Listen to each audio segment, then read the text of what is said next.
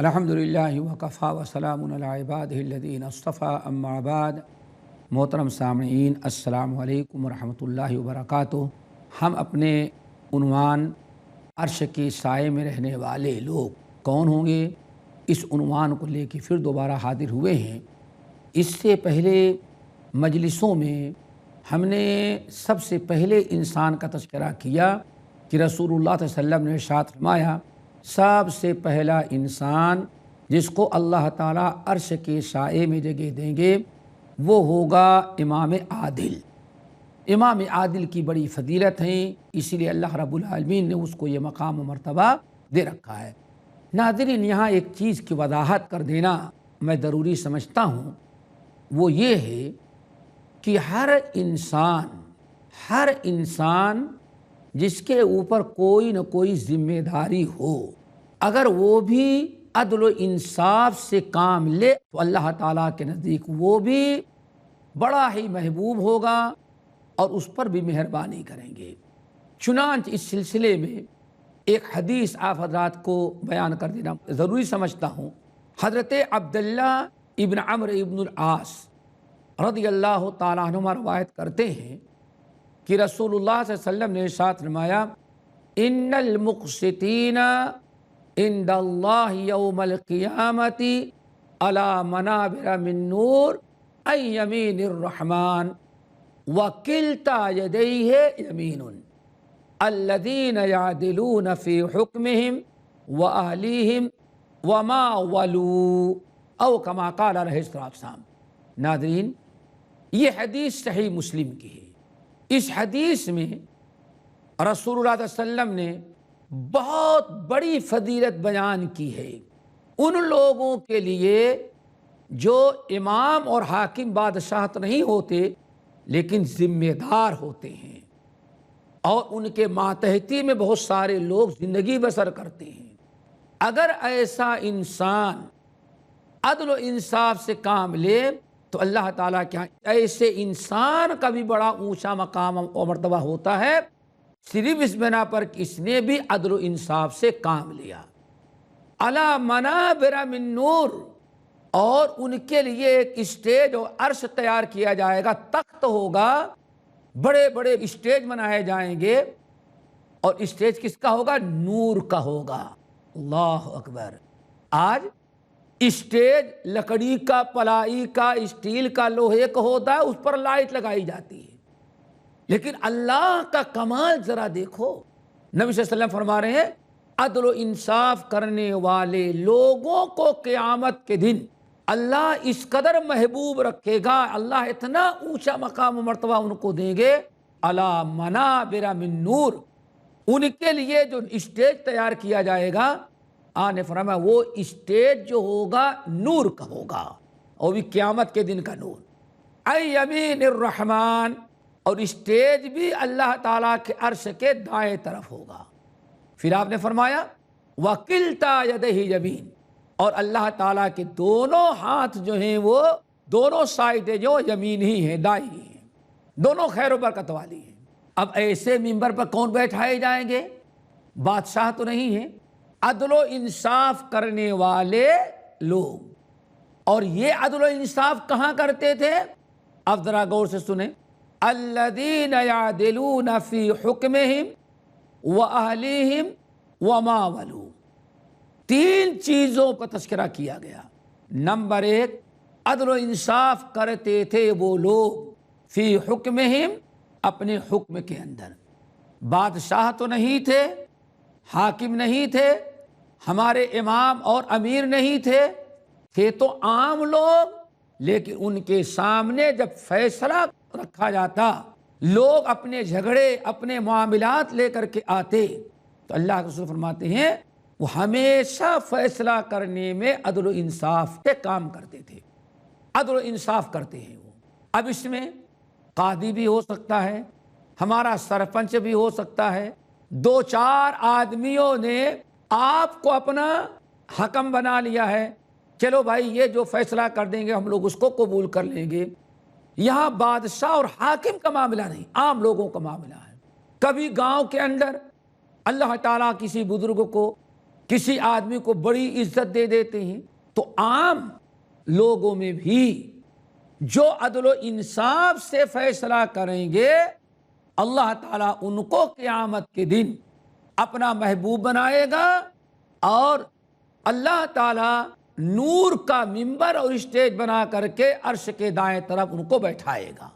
Number 2، اور یاد رکھیے گا یہ بہت بڑا اونچا مقام و مرتبہ ہے، اس میں کبھی جو ہے نا انصافی نہ کریں۔ صحابہ کرام، تابعین، ہمارے اسلاف نے جو اسلام کی اس تعلیم کو دنیا میں عام کیا، عدل انصاف کر کے دکھلایا، آج تک دنیا میں کوئی اس کی مثال پیش نہیں کر سکتا۔ چلیں جانتے ہیں قاضی شریح رحمۃ اللہ علیہ، قاضی شریح کتنے بڑے قاضی، عمر فاروق رضی اللہ تعالیٰ عنہ حاکم نہیں ہیں، امیر اور حاکم خلیفہ عمر فاروق ہیں۔ شریح رحمۃ اللہ علیہ ایک عام آدمی ہیں، مدینے میں رہتے تھے، بعد میں کوفہ ان کو قاضی بنا کے بھیجا گیا، ایک عام آدمی کی زندگی گزارا کرتے تھے وہ۔ عمر فاروق رضی اللہ تعالیٰ عنہ نے ایک مرتبہ ایک گھوڑا خریدا، گھوڑے والے کو کہا ہم تمہارے گھوڑے کو دوڑا کر کے دیکھیں گے، بھگا کر کے دیکھتے ہیں، ہمارے اگر کام کہے تو خریدیں گے ورنہ واپس کر دیں گے۔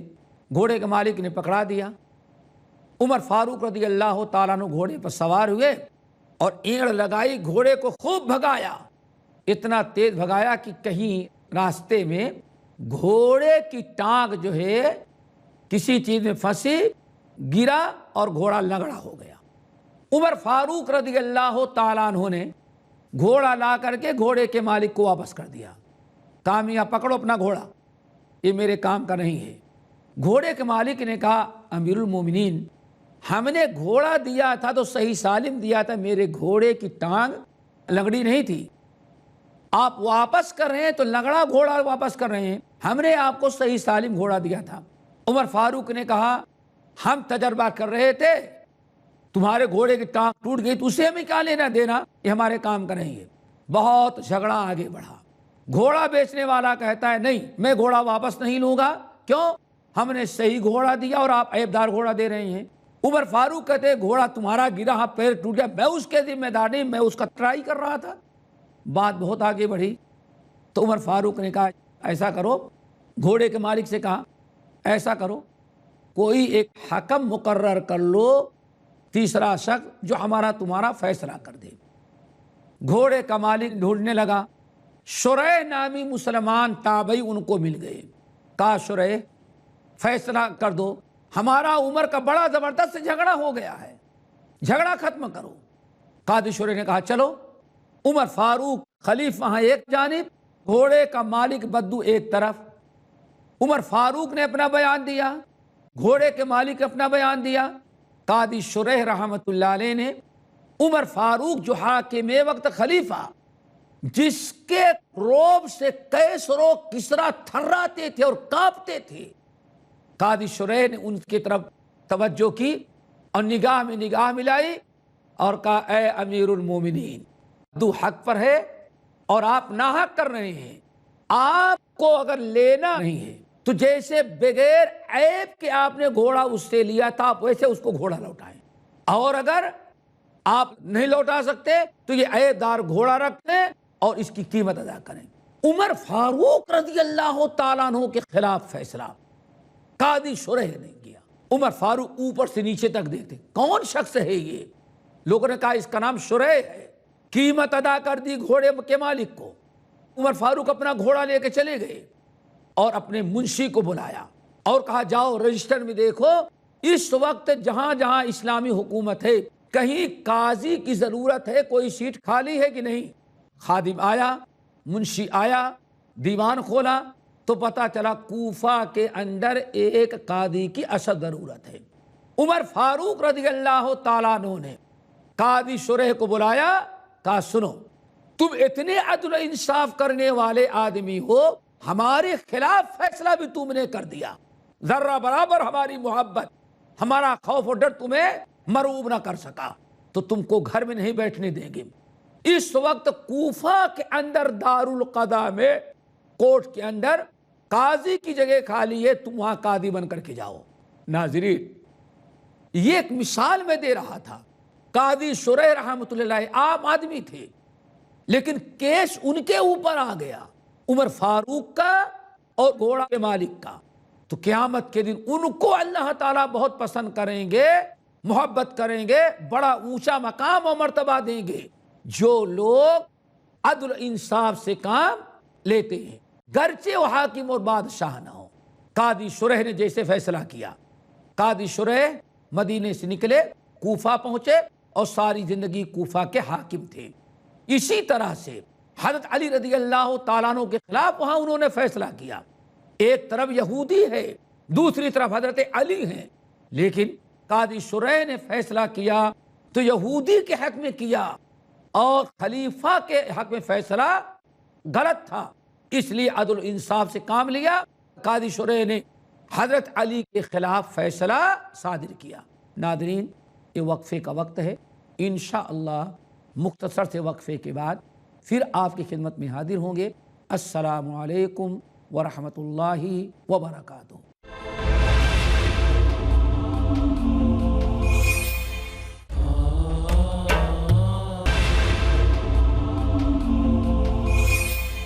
الحمدللہ وکفا وسلام علی عبادہ الذین اصطفیٰ، اما بعد۔ محترم ناظرین، وقفے سے قبل ہم آپ حضرات کے سامنے نبی علیہ السلام کی ایک حدیث پیش کر رہے تھے، جس میں عدل و انصاف کی بڑی فضیلت بیان کی گئی ہے، جس میں اللہ کے رسول صلی اللہ علیہ وسلم ارشاد فرماتے ہیں کہ بادشاہ کے علاوہ بھی جو انسان اپنے حکم کرنے، فیصلہ کرنے میں عدل و انصاف سے کام لیتا ہے تو قیامت کے دن اللہ تعالیٰ کا وہ محبوب بندہ ہوگا۔ اللہ اپنے عرش کے دائیں جانب اس کو ایک نور کے ممبر اور اسٹیج پر بیٹھائیں گے، اور وہ اس کا عدل و انصاف کہاں ہوتا ہے؟ نمبر ایک، سب سے پہلے تو عدل و انصاف کرتا ہے جب دوسروں کے فیصلے اس کے پاس آ جاتے ہیں، تب قاضی ہے، سرپنچ ہے، یا گاؤں کا کوئی بڑا آدمی ہے، قوم اور قبیلے کا با اثر آدمی ہے، جس کے پاس لوگ اس کو بڑا سمجھ کر کے اپنا فیصلہ لے کر کے آتے ہیں۔ جب بھی انسان کے سامنے کوئی دو شخص اپنا فیصلہ لے کر کے آئیں تو ان کے فیصلے میں عدل و انصاف سے کام لیا جائے۔ کسی کی الفت، کسی کی محبت، کسی کی نفرت اور کوئی رشتہ داری آپس میں عدل و انصاف سے ہمیں محروم نہ کر دے۔ اعدلوا هو اقرب للتقوی، اللہ فرماتے ہیں اے لوگو عدل و انصاف سے کام لیا کرو، یہی تقوی کے زیادہ قریب ہے۔ تو ناظرین، ہمیشہ اللہ کرے کبھی آپ کو بھی نوبت آ جائے، دو چار آدمی لڑتے ہیں، کبھی تو میں ہو جاتی ہے، آپ کے سامنے وہ اپنا کیس لے کر کے آتے ہیں، آپ فیصلہ کرنے لگے تو گرچہ اپنوں کے خلاف پڑے عدل و انصاف، لیکن عدل و انصاف سے فیصلہ کریں۔ اس کی بڑی فضیلت آئی ہے، قیامت کے دن اللہ تعالیٰ اس کے ذریعے آپ کو اپنا محبوب بنا لے گا۔ نمبر دو، وَأَهْلِهِمْ، اور عدل و انصاف کن کے ساتھ کرتے ہیں؟ وَأَهْلِهِمْ، اپنے گھر والوں کے ساتھ وہ عدل و انصاف کرتے ہیں۔ ناظرین ذرا یہ غور کریں، کوئی آدمی یہ نہیں سمجھتا کہ ہاں ہمیں اپنے گھر والوں کے ساتھ بھی عدل و انصاف کرنا ہے۔ اللہ کے نبی صلی اللہ علیہ وسلم فرما رہے ہیں جو لوگ اپنے گھر والوں کے ساتھ عدل و انصاف سے کام لیتے ہیں، قیامت کے دن اللہ تعالیٰ اس انسان کو جس نے اپنے گھر والوں کے ساتھ عدل و انصاف کیا ہے، قیامت کے دن اللہ تعالیٰ کو محبوب ہوگا اور اپنے عرش کے دائیں جانب اللہ تعالیٰ اس شخص کو جگہ دیں گے، اور ممکن ہے کہ اللہ تعالیٰ اسے بھی عرش کے سائے ہی میں بلا لیں۔ اللہ رسول فرماتے ہیں گھر والوں کے ساتھ عدل و انصاف کرنا۔ اب گھر والوں کے ساتھ عدل و انصاف کرنا، اس میں کون ہیں؟ اللہ اکبر۔ ناظرین بھائی شاید تعجب آپ کرتے ہوں گے کہ گھر والوں کے ساتھ عدل و انصاف نہیں، یہاں بھی ضرورت ہے، اس کی کئی شکلیں ہوتی ہیں۔ نمبر ایک، گھر میں ماں باپ ہیں، ماں ہے اور باپ بھی ہے۔ اب آپ کا کام ہے دونوں کے ساتھ عدل و انصاف کرنا۔ ماں اور باپ کا بھی کوئی معاملہ آ جائے تو دونوں کے ساتھ عدل و انصاف کرنا۔ کسی ایک کی طرفداری کر کے دوسرے کو تکلیف نہ دینا۔ اگر ماں باپ میں کوئی لڑائی نوک جھونک رہتی ہے، کوئی اختلاف ہوتا ہے، تو اس اختلاف کو ختم کرنے کی کوشش کریں، لیکن ناحق کسی کا ساتھ نہ دیں، اور ماں کا حق ماں کو دے اور باپ کا حق باپ کو دیں۔ اور آگے بڑھیے، آپ کے ماں باپ ہیں اور آپ کی بیوی ہے، اب پھر آپ کے سامنے عدل و انصاف کرنا ہے۔ ماں باپ کا بھی حق ہے اور بیوی کا بھی حق ہے، پورا پورا حق ماں کو بھی دے، اور دونوں کے حقوق اللہ نے مقرر کیا ہے۔ ماں باپ کا بھی حق پورا ادا کریں اور بیوی کا بھی حق پورا کریں، اور اگر دونوں کے حقوق ادا کرنے میں عدل و انصاف، کسی کے ساتھ زیادتی اور ناانصافی نہ ہو۔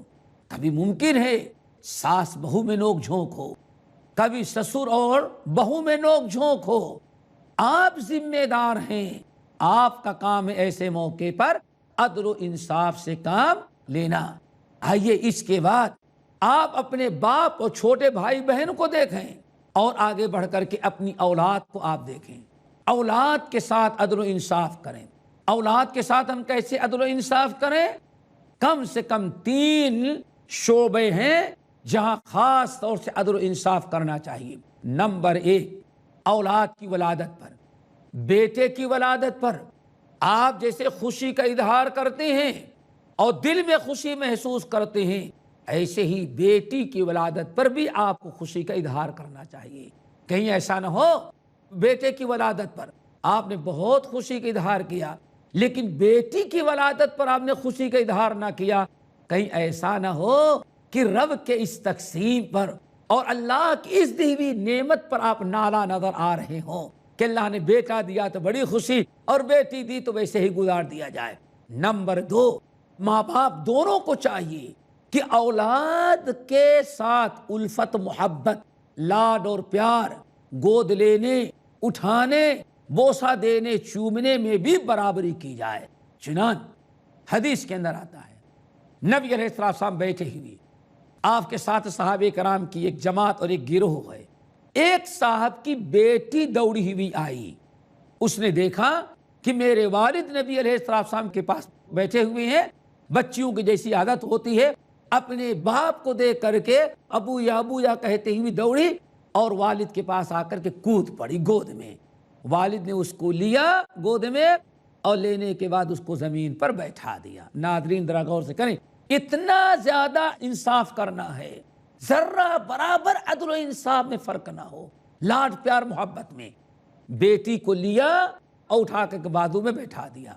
تھوڑی دیر میں بیٹا آیا، بیٹا بھی دوڑا ہوا آیا۔ جب بیٹا دوڑا ہوا آیا، بیٹا جب کود کر کے گود میں بیٹھا تو لے لیا، پہلے چوما، بوسہ دیا اور پھر اپنے گود میں اپنی رات پر بیٹھا لیا۔ نبی علیہ السلام نے ان کے اس عمل کو دیکھا کہ بیٹی آئی، بیٹی کود پڑی گود میں، انہوں نے اتار کر کے بیٹھا دیا۔ بیٹا آیا، وہ بھی گود میں کود پڑا اور انہوں نے کیا کیا، لپک کر کے گود میں پکڑا، چوما اور ران پر بیٹھا لیا۔ آپ نے کیا فرمایا، یا فلان ما عدلت بینہما، میاں تم نے اپنی اولاد کے درمیان انصاف نہیں کیا۔ دیکھا آپ نے، یا فلان ما عدلت بینہما، تم نے اولاد کے درمیان، تم نے ان دونوں بچوں کے درمیان عدل و انصاف نہیں کیا۔ ناظرین، اولاد کے ساتھ عدل و انصاف، اس کا تیسرا شعبہ کیا ہے؟ وہ یہ ہے کہ اولاد کا حق آپ ادا کیجئے۔ اولاد کا حق کیا ہے؟ یہ بڑی طویل داستان ہے، بڑے اختصار کے ساتھ۔ نمبر 1، آپ کوشش کریں جس اولاد کی مستقبل میں امید رکھتے ہیں، اس کا حق یہ ہے کہ آپ بہترین ماں ڈھونڈیں۔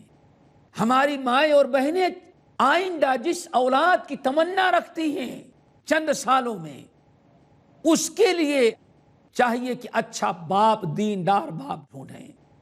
یعنی رشتہ کرتے وقت، شادی کرتے وقت زوجین میاں بیوی دونوں کے لیے ضروری ہے کہ آنے والی اولاد کے لیے ایک بہترین قسم کا ماحول میسر کرے، اور یہ کب ہوگا؟ جبکہ ماں باپ دیندار ہوں۔ اسی لیے نبی علیہ السلام نے فرمایا سب سے بہترین اولاد وہ ہوتی ہے جو بین القریبین ہو، یعنی باپ بھی دیندار اچھا تقوی شعار ہو اور ماں بھی دیندار تقوی شعار ہو۔ ان دونوں سے جو اولاد پیدا ہوگی وہ دیندار ہوگی۔ ایک حق تو یہ ہے۔ نمبر 2، اولاد کے پیدا ہونے پر اچھا سا نام رکھیں، اس کا عقیقہ کریں، اس کا خیال رکھیں۔ نمبر 3، اولاد کے سوجھ بوجھ آنے کے پہلے ماں باپ کے لیے ضروری ہے کہ اب گھر کا ماحول اسلامی بنا لیں تاکہ بچہ آنکھ کھولے تو اسلام ہی اس کو نظر آئے، کوئی غیر اسلام نظر نہ آئے۔ ناظرین، یہ اولاد کا حق ہے، اور سب سے بڑا حق اولاد کا یہ ہے کہ رب العالمین نے آپ پر فرض قرار دیا ہے کہ اولاد کی صحیح تعلیم و تربیت ہو۔ قُوا أَنفُسَكُمْ وَأَهْلِيكُمْ نَارًا، ایمان والو تم خود بھی جہنم سے بچو اور اپنی اولاد کو بھی جہنم سے بچاؤ۔